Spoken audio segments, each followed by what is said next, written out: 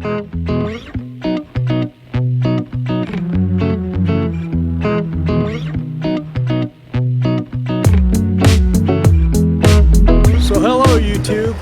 I thought I'd come to you, do a quick little video tonight. I was talking with one of our subscribers. His name is Doug, and he just purchased a real nice American tradition motorhome, and we were talking batteries and solar panels and that kind of stuff. We were texting for, I don't know, about an hour, and I just kind of want to lay a couple of things out because, and I want to kind of preface, kind of let you know ahead of time here that, man, I approve of all things. I mean, if you're into solar panels or whatever you're doing, but the thing about it is that you should know right up front what you're going to do, because for us to put solar panels, and he was telling me about these new batteries that are like $900 a copy.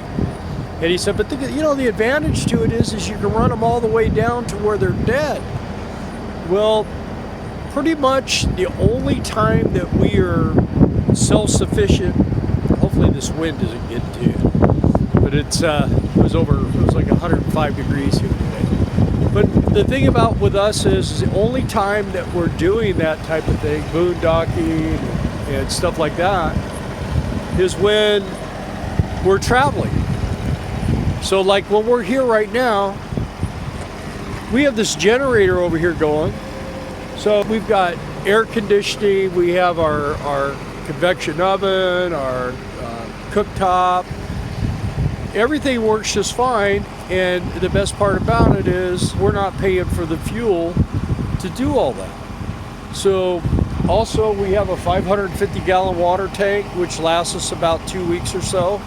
But they're coming again tomorrow to fill it back up for us. They come and fill the diesel tank. It takes about 2 or 3 weeks to run that thing down, at least that long. The point that I'm getting to is, if you're going to do this lifestyle like we do, we work jobs, we go to visit friends, we go to visit family. Most of the time, we're able to at least plug in this extension cord or something to that effect, to spend, $7,000, $8,000, $10,000 on a solar system for the roof of the motorhome, and then spend $4,000 on batteries. I mean, that buys a ton of diesel fuel for our generator. And I know people say, well, but when you're out in the middle of nowhere, you don't want a generator running. Well, we spend very little time out in the middle of nowhere. I mean, we're out in the middle of nowhere right now, and we're not running our generator. Of course, there's a generator running. But we're working for this lifestyle for us is a couple of things. We get to see the country, we get to travel, visit friends, visit our kids.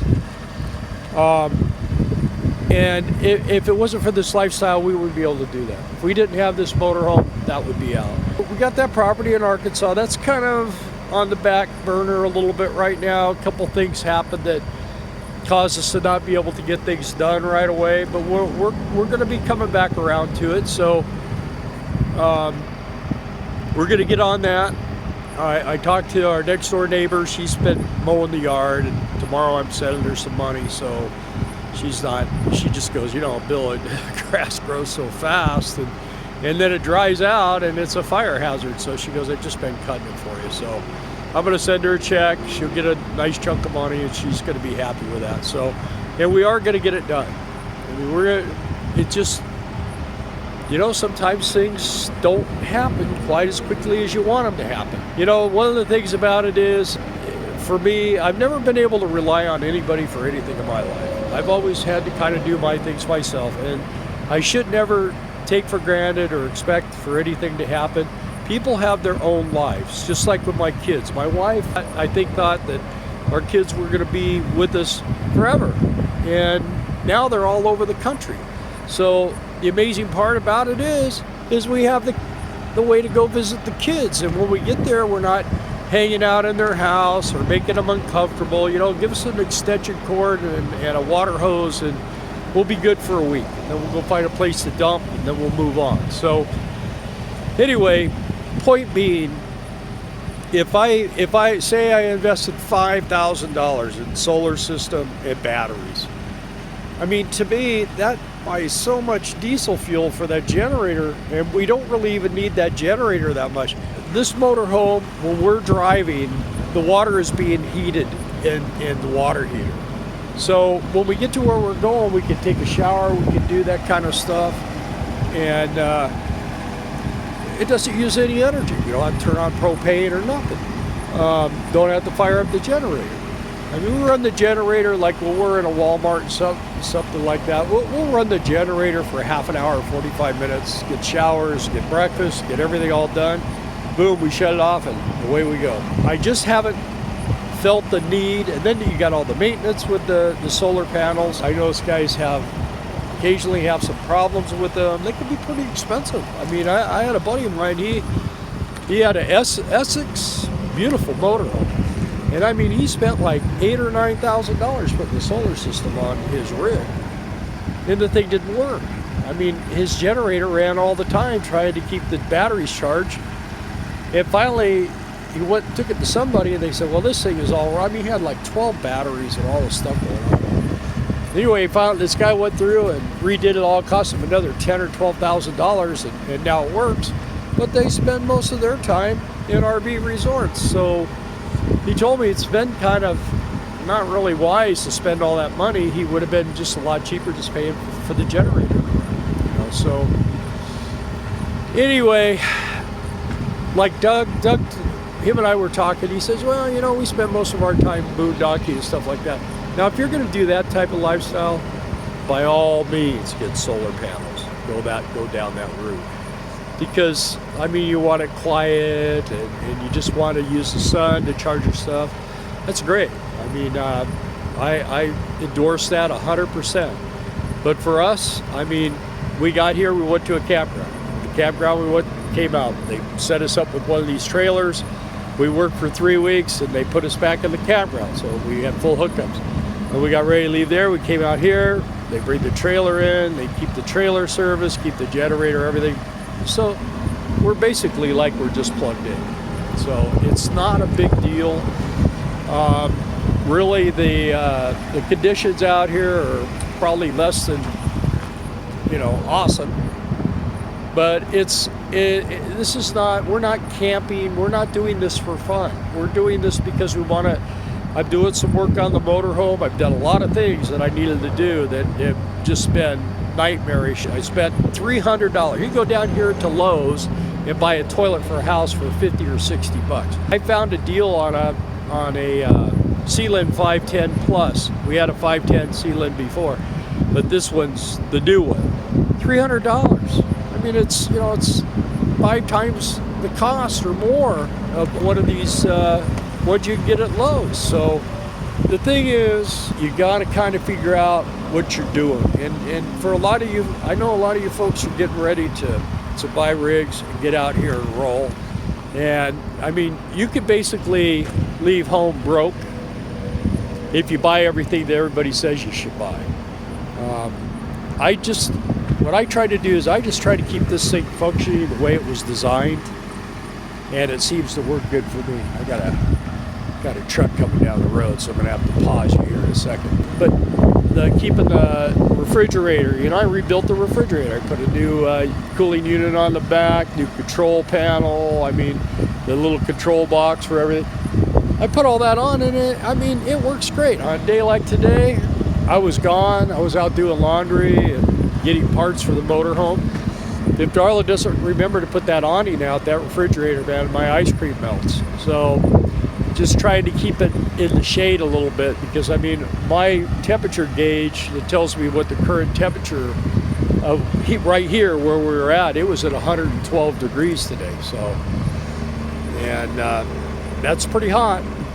We were in the Mojave Desert for 28 years, so high temperatures for us is not an unusual thing. It's not a fun thing, but it's not an unusual thing. I'm going to pause right here for a moment. I'll be right back. Okay, I'm back. So, anyway, there goes the truck.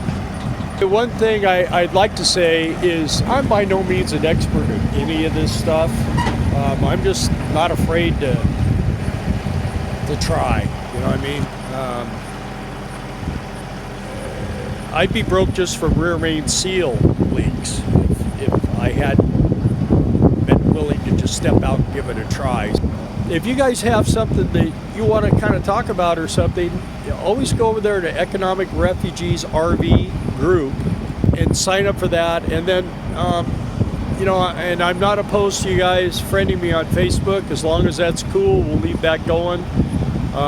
Pretty much all the people that we've met on here have been really cool, and I don't have a problem with anybody. I appreciate you guys watching this, and if I can help, if we can have a little discussion like that, if you want to text me and we'll talk about it, and then when we get done, I'll come out here and I'll discuss it just like I did. I mean, it was great talking with Doug. He's a great subscriber, and we met him over at Quartzsite. He drove, I don't know, he came from Vegas to come to Quartzsite just to meet us, and I think that's amazing that people are willing to do that. I mean, I don't know, we're not celebrities or anything, we're just regular old folks, and I don't want to get into that mode where people think we're something special, because I'll tell you what, man, at my age, we're not special. We're just doing, probably, you know, I mean, in my life, it's always been, when I wanted to work on motorcycles, I met a guy that, I mean, this guy, I could call him up and hold the phone next to the motorcycle and have a sound, and this guy would tell me what was wrong with the motorcycle over the phone, just listening to it. And to have guys like that with that kind of experience, man, it made it easy for me to learn how to work on bikes. He was a friend of mine on Facebook, and I still talk to him. He's not doing much motorcycle work anymore, I'm sure. But anyway, yeah, I would definitely love to talk to you if you got any questions or if you got any answers. You know, I mean, I'm open to people that know more than me. That's how you learn things. You learn things from people that know. Anyway, I appreciate you guys watching as always. Please subscribe and leave a comment. And like I say, if you want to get involved and ask some questions and stuff, go over to my Facebook. My name's Bill McLean, McLain. Easy to find. And send me a friend request, and then we can do the instant message thing. So anyway, you guys, have a great evening. I'll be out here till 6 o'clock in the morning, so don't worry about me. I'm fine. Share, subscribe, and hit the like button. There we go. Darla always makes me say that. Good night.